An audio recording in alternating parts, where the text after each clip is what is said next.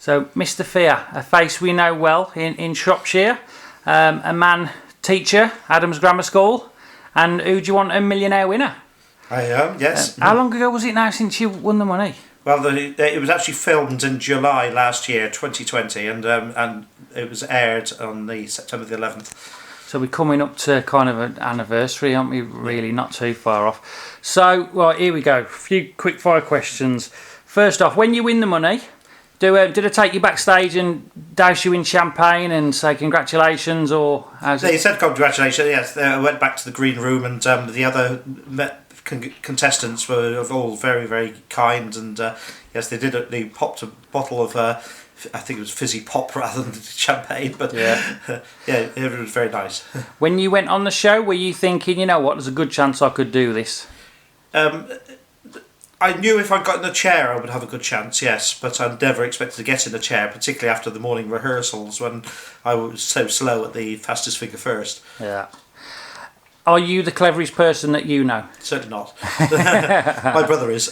Your brother is? Has your brother ever applied to go on the show? My brother won £500,000 on the show, and he would have been one of my phone a friend. Yeah. Another really clever guy is my dad. My dad is just awesome. So it's in the genes? I think so. Yeah. When you were a child, did you have a picture of a car on your wall, a dream car? Yes, it would have been a Ferrari Daytona. Did you consider buying a Ferrari Daytona? My problem would be I could get into one, but I'm not sure I can get out with any sort of, while retaining my dignity. So no. So maybe if you'd have won this money when you were 22, you might. I certainly would have got a Ferrari Daytona. So people say £1 million. Oh, that's great, but when you've got houses, 4-bed detached houses on Pert and on the edge of Wolves going for $500,000, it perhaps doesn't go as far as it once did. So you're still in your original house? Yes, and I'm driving my original car as well. I still drive a 14 reg car.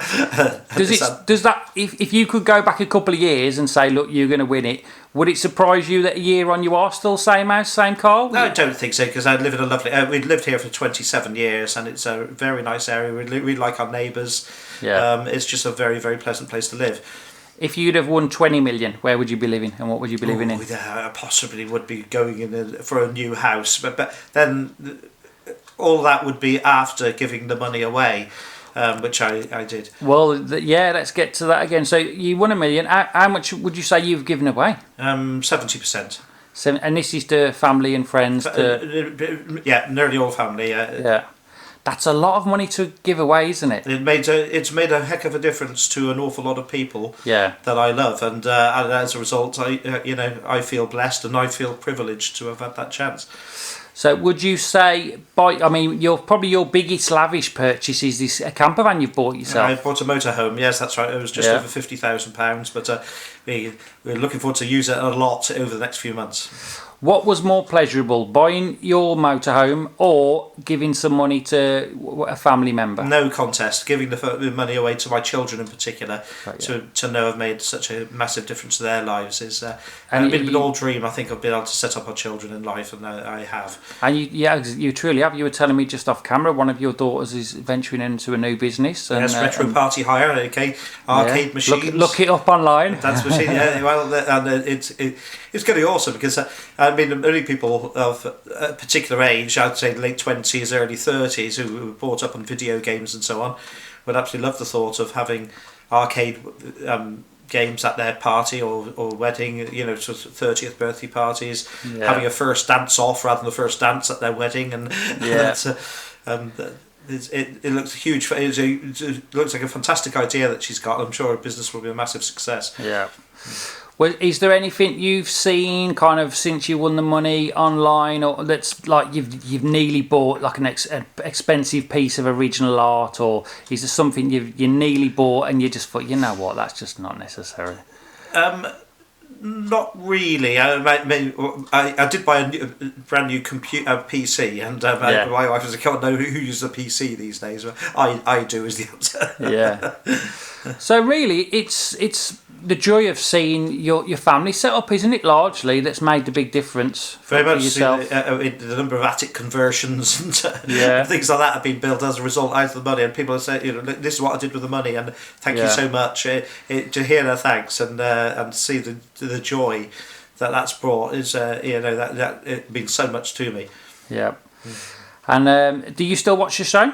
Of course. I guess you're probably not allowed to ever apply, are you, once you've been on it once? You can only go to the chair once, so so I still am Clarkson's only £1 million winner, so I'm glad to have that bit of uniqueness about me.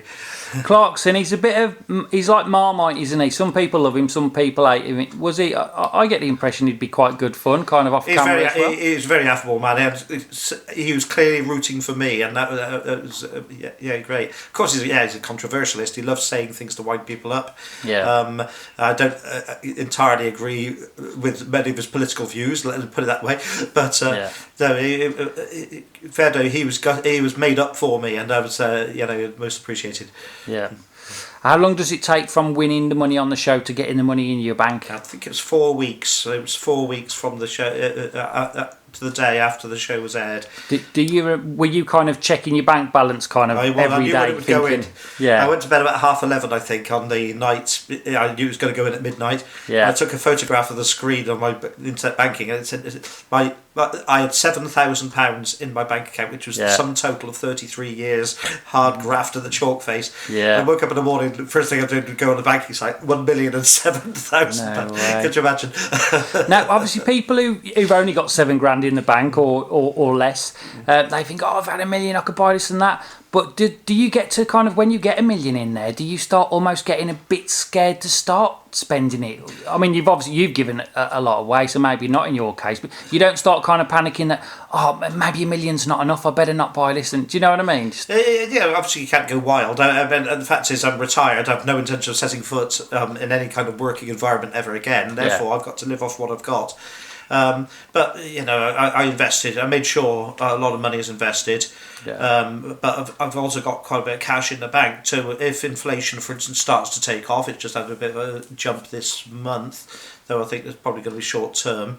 If inflation was to return, then I'd be in a position to look around for higher interest rates to follow it and track it and not lose out. Well, this is the thing we said, it used to be the case that people say, you win $1 million, you live off the interest, but at the minute, there's no interest, is there? No, there's very little interest. It's very difficult to get, and when people are offering this, if they're offering fantastic interest returns, then there's something wrong, basically. It certainly is a scam. Yeah. So, I guess I've grilled you enough on those sort of things. Your passion is table tennis. I love table tennis, and I intend to, my ambition is to play 3 or 4 times a week if the body allows, as long as I can, and get the weight off. Lilleshall Hall. Yes, Lilleshall Table Tennis Club, which we're reopening this Monday, and we've got very big ambitions to become a centre for disability sport in particular. Yeah. We're going to be offering. We've got a chap called Rod Lewis who's just joining the club, and his brainchild, he already runs a club in Solihull for that specialises in autistic players and tables for them. So it sounds exciting at the table tennis club. So it's making it kind of a bit of a specialist place for people with stuff like autism and that's in the first instance, and other disabilities too. I think the visual impairments, and we're hoping to link up to the Battleback Centre and offer table tennis for amputees and things like that. Which would also be really, really exciting. Yeah, I can't think. Is there many other table tennis clubs in Shropshire doing that kind of stuff? Or do you think that'd be a none in first? Shropshire. There's the Woodfield Club in Wolverhampton, but I'd say the work with the disabled we're hoping to be doing would be pretty well unique, because it's the National Centre of Excellence. Yeah. Also, Rod has got big ties to table tennis nationally. He's going to bring a lot of the top players to come and play at Lilleshall, hold events there and so on. Yeah. We're hoping now to make president of the club Will Bailey, who's the number 1 disabled player, Paralympian. Yeah. And he will be very taking a major part in setting up the club as well for that. So we're very excited for this Monday's reopening, and so watch this space then at Lilleshall Hall. Hopefully you'll come and visit us to take some photographs when we're up and running. We've got the tables there and everything. Well, that's it. Watch this space, and Shropshire Star will be down to cover that. One last question, Mr. Fear. I want a pub shed. If I call it the Fear Arms, will you buy me one? I'll buy you a pint. We'll settle on that then. All right. Thank you, Mr. Fear. Okay, thank you.